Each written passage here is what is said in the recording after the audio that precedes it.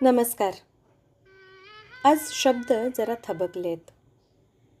भावनांच्या काठावर उभं राहिलेलं मन एकच नाव पुन्हा पुन्हा उच्चारतंय. स्वरांची जादूगार, भावनांची अलंकारिणी आणि विविधतेची सजीव मूर्ती आदरणीय आशाताई भोसले.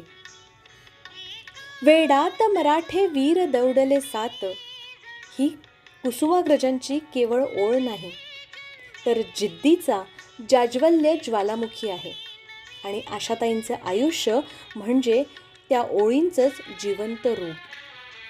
लहान वयातच आयुष्याने त्यांना संघर्षाच्या वावटळीत ढकललं. वडिलांचं छत्र हरपलं आणि घर चालवण्यासाठी केवळ 10व्या-11व्या वर्षीच त्यांनी गाणं सुरू केलं. त्यांनी 20पेक्षा जास्त भाषांमध्ये गाणी गायली आहेत. मराठी, हिंदी, बंगाली, गुजराती, तमिळ, अगदी रशियन आणि इंग्लिशमध्ये सुद्धा. त्या काळात सतत त्यांची तुलना होत होती त्यांच्या बहिणीशी, अर्थात भारतरत्न लता मंगेशकर यांच्याशी. पण आशाताई म्हणजे फक्त तुलना नव्हत्या, त्या स्वतःचं एक वेगळं विश्व होत्या. सुरुवातीला त्यांना छोट्या छोट्या संधी मिळाल्या. कधी B-ग्रेड चित्रपट, कधी लहान लहान गाणी. पण त्यांच्या आवाजात एक विलक्षण लवचिकता होती, जणू स्वरांचं रूपांतर करण्याची जादूच. म्हणूनच त्यांनी कधी कॅबरे गाणी, कधी गझल, कधी भावगीतं, कधी भक्तिगीतं, तर कधी लोकसंगीत, सर्व प्रकार अगदी सहजतेने सादर केले. आणि मग त्यांच्या आयुष्यात आला सुवर्णक्षण, जेव्हा त्यांची साथ जुळली R.D. बर्मन अर्थात पंचमदा यांच्याशी. पंचमदांनी एकदा म्हटलं होतं, आशाचा आवाज म्हणजे रंगांची उधळण, ज्यात प्रत्येक रंगाला स्वतःची ओळख आहे. त्यांच्या अनेक गाण्यांमध्ये त्यांनी स्वतः व्हॉइस मॉड्युलेशन करून वय, भावना आणि व्यक्तिरेखा बदलून दाखवली. त्या गात नव्हत्या, त्या प्रत्येक सुरात कथा विणत होत्या. त्यांना अनेक पुरस्कार मिळाले.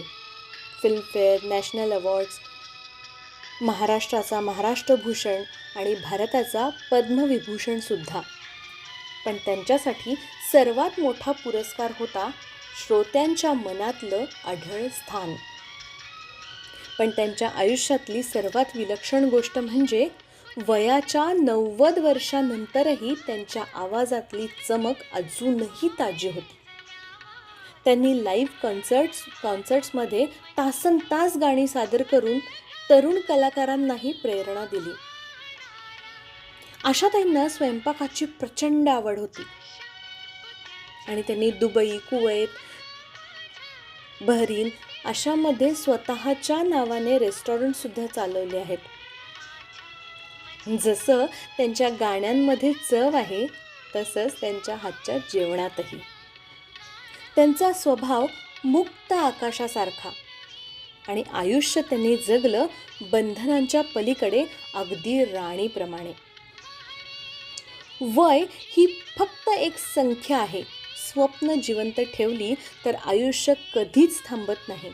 आणि आशाताई म्हणजे त्या स्वप्नांची चालती बोलती प्रेरणा. आज त्या आपल्यात नसल्या तरी त्यांचा आवाज जणू एखाद्या दीपस्तंभासारखा पिढ्यानपिढ्या मार्गदर्शन करत राहील. आशाताई, तुमचे स्वर हे केवळ संगीत नाही, तर आमच्या आयुष्याचा एक अविभाज्य घटक आहेत. पद्मविभूषण आशाताई यांना शब्दछंद क्रिएशन्सतर्फे भावपूर्ण श्रद्धांजली. धन्यवाद.